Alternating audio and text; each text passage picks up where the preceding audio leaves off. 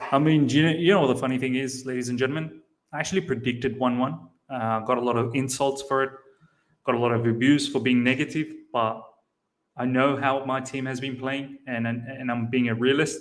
But even then, I'm still so upset. I'm still so frustrated. I'm still so angry that it is 1-1 because we should have won that game very, very, very, very easily. All right. Here we go, back again on the other side of the coin. All right, welcome back to the other side of the coin, ladies and gentlemen. Manchester United won, Chelsea won. As I said, I predicted this, but it still hurts. And I'll tell you why it hurts. Because that's a Man United team, and you'll see the XG. I think they had an XG of 0.42, and they ended up getting one goal. We had an XG of 2.09, and we ended up getting one goal. We were wasteful. We were wasteful. And we're going to talk about some of the players, but if we can't beat that Man United team, it's massive shame on us. Massive, massive shame on us. Every team goes out there and slaps them. I think it wasn't Everton recently got a victory out of them as well. I think Everton got a victory out of them. Arsenal slapped them up. Liverpool, City, I don't want to compare ourselves to them, but they slapped Man United up on a regular basis. With all the on-field, off-field players not liking each other, players not respecting Ralph Rangnick. It's a total mess of a club. We thought we were in a mess. They're even worse of a situation, and we can't beat them. Their press looked uncoordinated. They didn't do much in that game, to be honest. They had one opportunity through Cristiano Ronaldo, much like Real Madrid with Karim Benzema. These guys, they get one opportunity, they have a star man up front, and they put it away. We, on the other hand, we get a ton of opportunities, and I have to start the conversation with Kai Havertz. Ladies and gentlemen, I've said this many a time, and I think the majority of you guys have been saying, yes, we've done a job this season with Kai Havertz as a false nine, but I've said it many times along with a lot of you guys.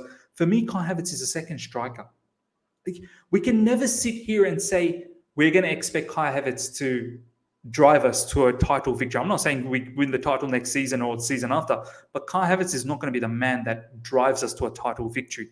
He's not a striker. He's not someone who's going to bang in 20 goals or 25 goals or 30 goals in a season.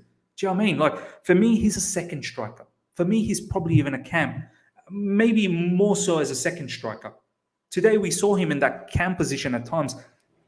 He wasn't putting those balls through to Timo Werner. There was an opportunity where Timo was in that space between two defenders, and instead of Kai threading that ball through, he took the easier chance and went towards Alonso.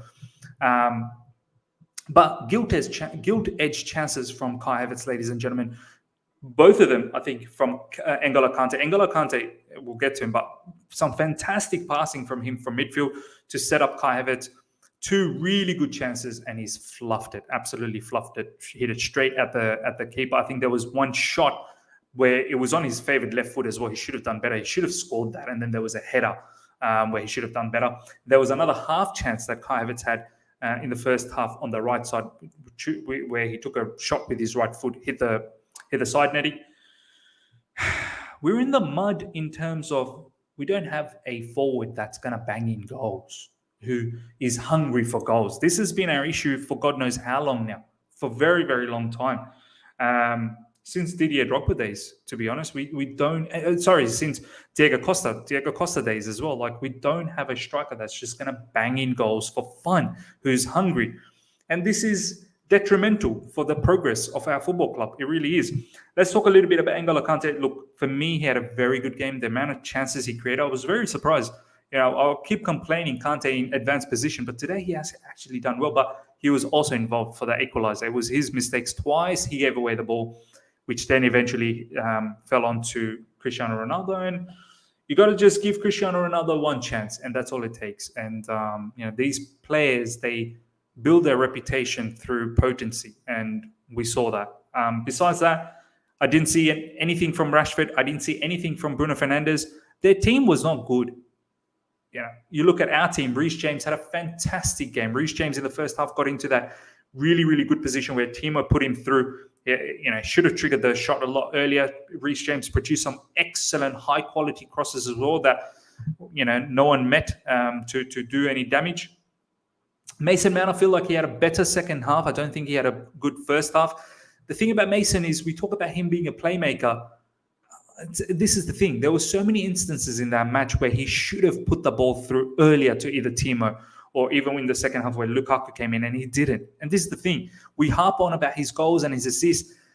He's not a pure playmaker. He really isn't. And this is something that he really needs to work on, because once he becomes that, he's going to be unstoppable. And that's what we lack at times in midfield. Today, yes, Man United, they were playing a high line. They were playing sort of mid-block.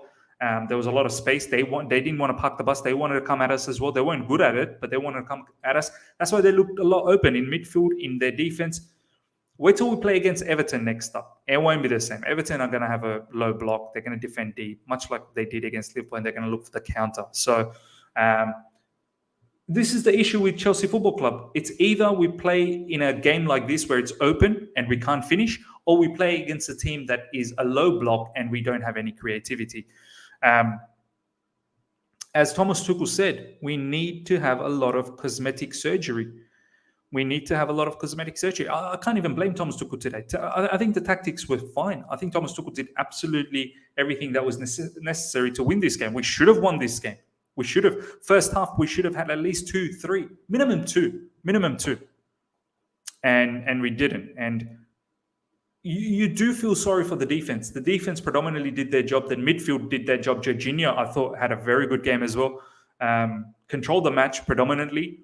And yeah, I don't think our midfield, our defense deserves to have a draw. Our attackers, honestly, shame on them. Shame on them. And then we've seen this. This isn't even this match. Like, we've seen this time in, time out, ladies and gentlemen. This happened to us where we're not clinical enough. This is the story of our life. This is the story of our life for a very, very long time.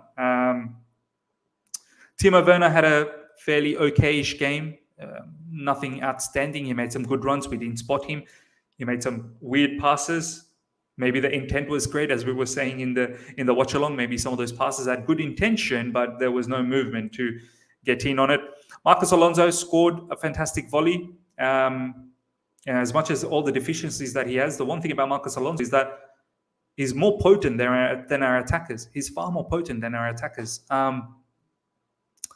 Besides that, what else to say? I mean, as I said, I predicted a 1-1, but it still hurts. It still hurts. It really does.